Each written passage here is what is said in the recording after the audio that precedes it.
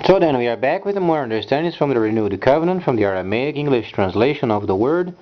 This translation is from the original documents and the original manuscripts of the Hebrews of old from the time of Israel, and then also the prophets, the Shilishim later in the Renewed Covenant, gave us many understandings of the completion of the spring feast, delegation of the responsibilities for the set apart, and then revelation, and lots of those situations going on during the time of the transition was then the relationship of Shaul the Shaliach. He was from the tribe of Benjamin. Then he was then placed in a position where then Ruach HaKodesh had separated him and Barnabas to go around and then instruct his people regarding the dispensation of Ruach HaKodesh. As then his people, the selected, began to receive the understandings of the dispensation concerning the completion of the spring feast by the Messiah, then Ruach HaKodesh would come upon them and they would cluster. However, some of those people during the time of the transitional time, a lot of those who were Gentiles mixed up in relationship with the set apart. So then people are becoming more aware of certain guidelines Shaul the Shaliach and the other Shilishim gave to the people. So there are certain areas of our society they decided on their own to adopt it as their own laws. And those were not mandated by God. There are certain words such as bastard and some other terms they use. Those have no link with the divine, because the relationship is spoken of by Shaul the Shaliach is then understanding from the principles of the Torah related with the set apart. Then Shaul the Shaliach gave some guidelines to the Gentiles, and then by their own choice. So much so then when Shaul the Shaliach came to a point where he was drifting away from his own guidelines and came to the Torah, then he had to say, that was not mine, but then the Messiah spoke so, because it was coming from the Torah. And then Shaul the Shaliach could not take the authorship for himself. However, he had to make a mediation from set apart and then Gentiles to make sure then they would maintain their relationships. So then, when speaking of Gentiles and Gentiles, they are not bound by any law. Because 99.5% of the entire teaching from the original manuscripts are for the set apart. However, they are encouraged to maintain certain guidelines if they decide to do so. They are not bound by those. Because the main understanding at the moment is then, from the time of Shaul the Shaliach, when he was speaking in Romans, he said, "Let every soul be subjected to the authorities of the kingdom to come government." The understanding is, he was then involved while he was delegating responsibility to his set apart, meant the males, only the males. Because we are speaking of a situation regarding the Hebraic culture. So then when he was delegating responsibilities, the males had to come forward. So they would receive instructions and delegations of the responsibilities, so then he would impart some sort of function amongst his people. Gentiles had no part in it. So speaking from Gentile to Gentile and their relationships, they are encouraged of having guidelines. But those are not Yahweh's guidelines. Those are Gentiles' guidelines. And those can't be made laws and then forced as God told to do. No, those are not in the Torah.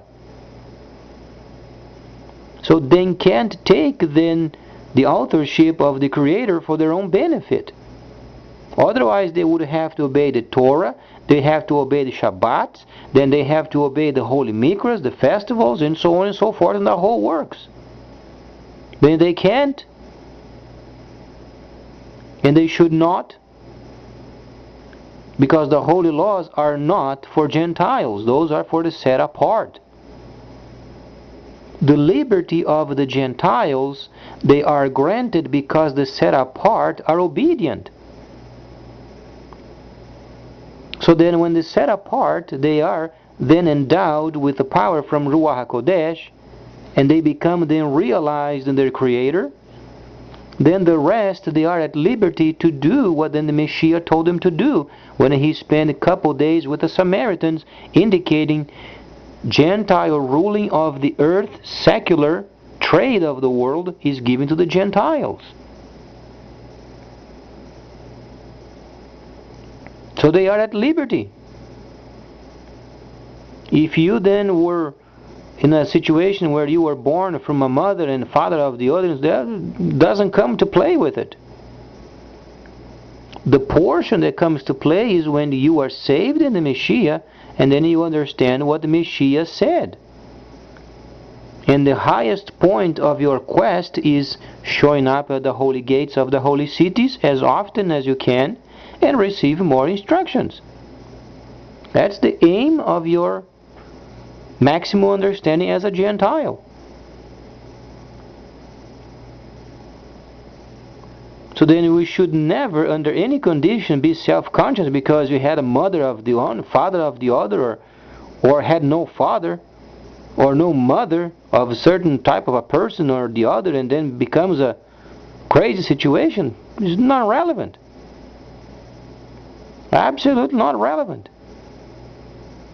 Because the Gentile world has decided to take a portion of the guidelines and made a lie out of it, saying that God said, but God didn't say. When you begin to study the layers of understanding, times and the seasons, you find then those were guidelines for Gentiles only.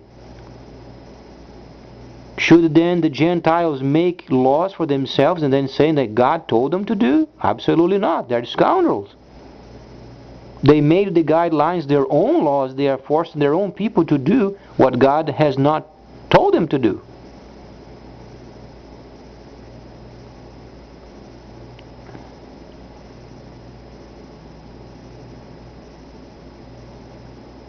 However, you are encouraged by the Messiah to be considerate if you have a family. Then you should be considerate and consider the entire situation, then make sure, for the sake of your children, how you should then maintain your relationship. But you are not bound.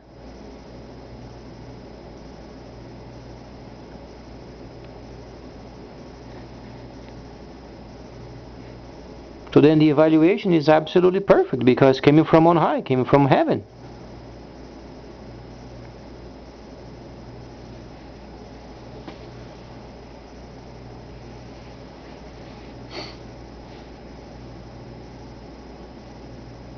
So then in terms of wives being bound by husbands, husband being bound by a wife, those were guidelines during the time of Shaul. If you are to believe in the Messiah, or a person that do believe in the Messiah, you are encouraged to maintain some guidelines. But then if your spouse is unreasonable and scoundrel, then should you? Of course not. Why are you going to be bound by a relationship where you are miserable?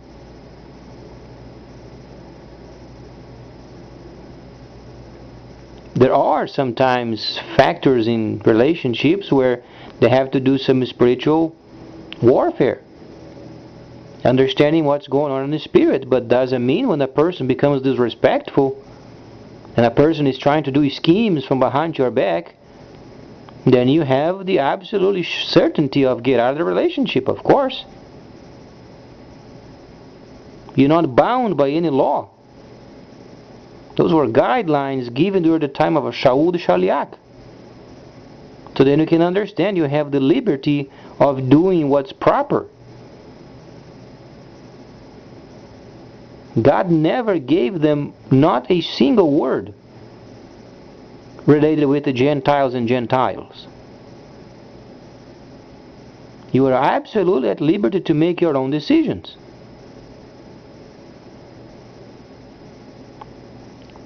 So please stay tuned, much more coming up. And then I'm going to explore the situation regarding children. What is the part of then the children in terms of a parent, and then a husband and a wife, and then a husband a believer, and then the wife is not, what it should be doing, and so on and so forth. In terms of the children, they are then encouraged.